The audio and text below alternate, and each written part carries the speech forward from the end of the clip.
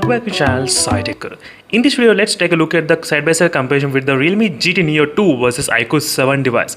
So on paper, which specifications are really good? So Realme GT Neo 2 or the iQOO 7? That's what I'm going to exactly discuss in this video.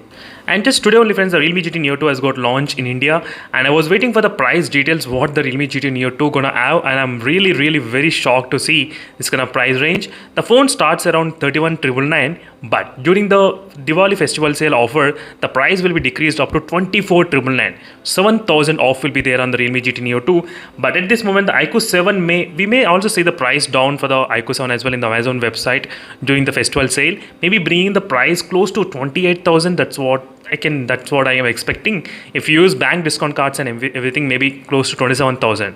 So in terms of the price range, maybe the Realme GT Neo 2 may have the slight advantage, but we need to wait for the price during the sale. So let's get started with another things like performance segment. I'll try to compare all those things. So both phones do have the Snapdragon 870 chipset. There's nothing much special is going on in the Snapdragon 870, and both they do have the UFS storage 3.1.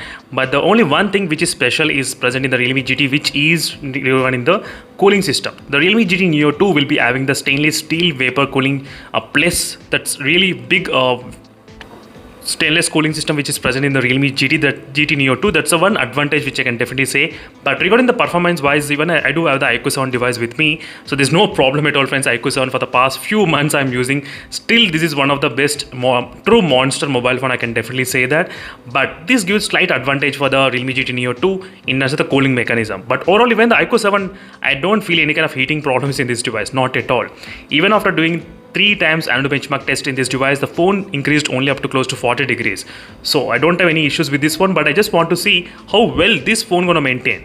Because Realme, they did claim that it has got the more surface area covered than any other Realme smartphone before, which has 68% of the motherboard got covered, and 42% of the battery area also got covered. So that means slightly cooling, we may expect slightly better in the Realme GT Neo 2. As you can see, when you compare with the cooling system, 18 degrees less. As you can see, with the core temperatures, that's what they did mention. So maybe in the cooling system, the Realme GT Neo 2 may have slight advantage for the consistent performance. But I don't have any problem with the iQOO 7, so don't get me wrong. When I get hands-on with the Realme GT Neo 2, definitely first thing is to compare with the iQOO 7 only, how it's performing. So next thing is regarding the display. The iQOO 7 has got the dual chip display as well. Still, the Realme GT Neo 2 has got the E4 type of AMOLED panel. That's another one advantage, E4 type of panel. Along with that, 600 Hz of touch sampling rate. 600 Hz. Whereas iQOO 7 has got the 300 Hz of touch sampling rate in this device. That's another thing which I thought of mentioning, and slightly better touch sampling rate in the Realme GT Neo 2. And the Realme claims that the panel which they did use in this one, so it's going to save a little bit of power saving mode. That's what they did mention during the presentation, which I had a chance to take a look, and it did support the HDR10 Plus certified. So 30 minutes of additional usage is possible just because of they adding the E4 panel in the Realme GT Neo 2. So apart from that, there is nothing much huge differences going on between the displays of iQOO 7 and the Realme GT Neo 2. Only the thing is about the touch sampling rate, and E4 AMOLED panel is used in the Realme GT Neo 2. Slightly better version. That's what I'm expecting. Hopefully, there should not be any green tint problems. There should not be any black color crush issue problems, because same panel which is used in the MI Linux device, which has got some issues, but we are not sure until we get the unit. We will be definitely testing it. iQOO 7 also has got the green tint in my unit as well. That's another thing which is bothering. But we're going to see how well the Realme going to manage in avoiding the green tint problem. So next is regarding the camera segment, 64 megapixel, 8 megapixel, 2 megapixel. There's nothing much huge difference in the camera, not any kind of key highlight points to be noted. But the iQOO 7 has got one advantage, which is OIS. So optical image stabilization will be really good in the iQOO 7 device. That's going to be really best. And even I do believe the night mode shots can be slightly low light photography can be really good in the iQOO 7 device. But we need to do the practical test, only then we can come into a conclusion regarding the camera. But in this segment, slight advantage for the iQOO 7 device regarding the OIS, so object image stabilization, which is present in this iQOO 7 device. That's one best thing. So next thing is regarding the battery and the charging. Realme GT Neo 2, which has got 5000 mAh of battery, which takes about 36 minutes to full charge, the Realme GT Neo 2. And iQOO 7, which has got 4400 mAh of battery, 66 watts charging, which takes close to not 27 minutes. In my testing, it takes 33 minutes. And Realme claims that Realme GT Neo 2 can go up to 8 hours of gaming, 24 hours of YouTube. 24 hours. I'm really skeptical about that. I need to test if I buy the phone. And 88 hours of music, that's kind of okay. And 33 hours of the talk time. You can clearly see that's what the Realme did claim regarding the claims. And 36 minutes to full charge using the 65 watt super dot technology.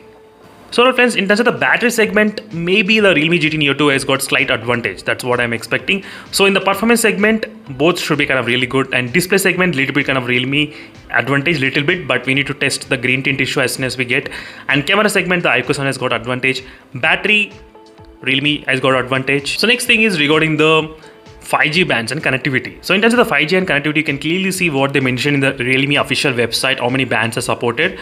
So it's quite more than the iQOO 7's bands. iQOO 7 has got only one band, I think 5G band. That's quite less. So maybe in the connectivity also, the Realme GT Neo 2 may have slight advantage over the iQOO 7 device. That's what we can actually see here. And NFC functions also they did mention. So maybe the phone might be having the NFC functionality as well, where the iQOO 7 also do have, which is also present in the iQOO 7 as well. That's also good thing to see in the Realme GT Neo 2.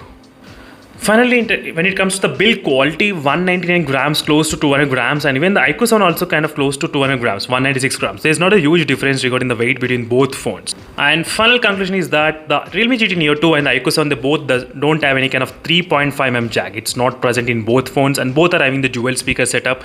And haptic feedbacks at this moment, I can definitely say iQOO 7 is good, but I need to use the new type of haptic feedback which they did mention in the live stream. I did see that, so I need to test that in my own testing whether the haptic feedback is really good in this phone or not. So the only things which I'm not sure about the Realme GT Neo 2 is the camera segment. I'm not sure so how good the camera gonna be in this device. So for the 25,000 rupees, I can definitely say that this is a really good option for a lot of other users who are actually planning to buy the Snapdragon 870 chipset for this kind of less price. But don't worry friends, we need to wait for the price details of the iQOO 7 as well. Only depending on the iQOO 7 price details, only then we can actually come into the conclusion.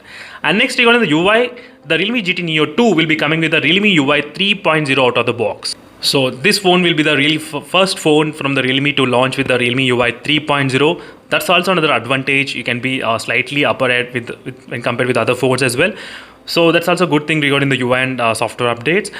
So finally friends, regarding the price, definitely the Realme GT Neo 2 has got a lot of advantage, as I said. So I did not even expect this kind of low price friends, because initially I thought the price will be kind of close to 32,000 and they may give the 2,000 off. That's what I did expect initially, but instead of giving 2,000 off, they are giving up to 4,000, I mean 7,000 off, not 4,000, 7,000.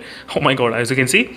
So available during the special festival offer sale only. So maybe it might be applicable on the prepaid cards what you use, prepaid sale, and maybe on the exchange offers as well. That's another thing you should definitely understand, which starts around 16th and 17th on the first sale, 16th on the Flipkart Plus membership owners only.